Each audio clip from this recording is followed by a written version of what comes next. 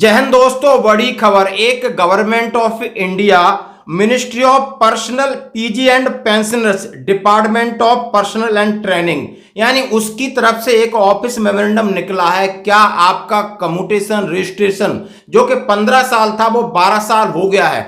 और यह लेटर है all India defence employ federation की तरफ से दिया गया है, उसका जवाब है और ये व्हाट्सएप पे बहुत ज्यादा वायरल हो रहा है। आखिर मेरे पास आए, सब पूछ रहे हैं कि इस लेटर में बिल्कुल सीधा सीधा लिखा है क्या 15 से 12 साल की कटौती हो गई है, क्या 3 साल की कम कटौती हो गई है। एक दूसरा लेटर है रिकॉर्ड का, वो क्या कह रहा है क्या आपका जो 15 साल से 12 साल हमें मंजूर है या नहीं है, क्या इसकी कोई पॉलिसी है नहीं है। दोनों लेटरों को अभी क्लियर करेंगे दोस्तों। सबसे पहले वो लेटर जो कि एक बहुत बड़ी अथॉरिटी है, government of India ministry of personal PG and pensioners department of personal and training establishment CA section, लिखा है लोक नायक भवन से। ऑफिस मेमोरेंडम है 4 जून 2024 का है। सब्जेक्ट है registration of commutation portion of pension to 12 years from the present 15 years. क्या आपका कम्यूटेशन 15 साल से घटा करके 12 साल तक कर दिया गया है। सरकारी लेटर है और लेटर भी सही है, लेटर कहीं गलत नहीं है। The undersigned the direct to forward the letter number 04/1004 Ministry/AIDF 24 dated 22/4/2024 received from Shri Kumar general secretary. यानी एक लेटर पत्र संख्या सो और ये श्री कुमार हैं जो all India defence employ federation के सेक्रेटरी हैं, उनकी तरफ से भेजा गया है। All India defence employees federation on the subject mentioned above और फर्दर नेसेसरी एक्शन। आप उन्होंने हमसे पूछा है कि आप इसके ऊपर क्या एक्शन करना चाहते हो। It is requested that action taken in the matter may be conveyed directly to the applicant. इन्होंने कहा है आप इस चीज को कंसीडर किया है और उसका जवाब इस एप्लीकेंट को आप दे सकते हो। और लेटर लिखा है Gandharv Kumar Sandyal under secretary of government of India. किसको लिखा है? Under secretary administration department of pension and pension welfare को लिखा है।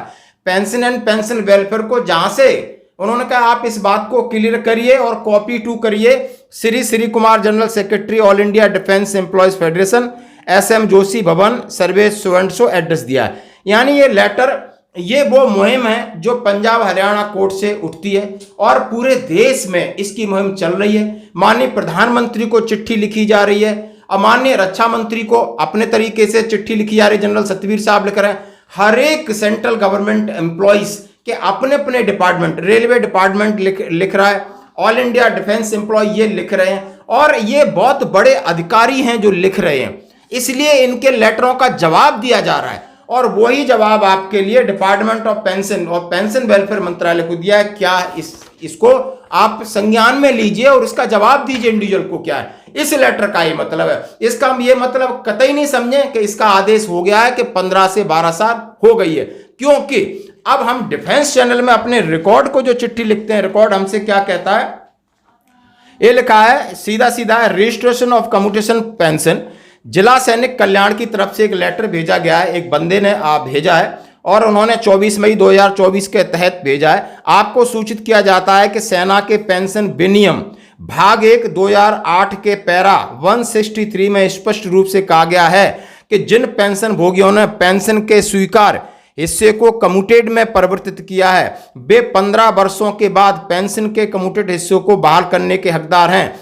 इसलिए विवाद में केवल किसी एक्स सर्विसमैन द्वारा माननीय न्यायालय में प्रार्थना की गई सेवा पेंशन जो परिवर्तित राशि की बहाली पर विचार करने का उल्लेख नहीं है, जिस पर मामले की योग्यता के आधार पर अदालतों द्वारा अभी तक विचार नहीं किया गया है। हालांकि यदि ऐसा निर्णय किसी के पक्ष में आता है, याचिका में कहा गया है जब तक भारत सरकार की मौजूदगी नीति लागू रहेगी तब तक दूसरों पर कोई प्रभाव नहीं पड़ेगा। रक्षा मंत्रालय ने भी इसका अपडेट दिया है। और यह है कंचन सिकदार, लेफ्टिनेंट कर्नल OIC रिकॉर्ड।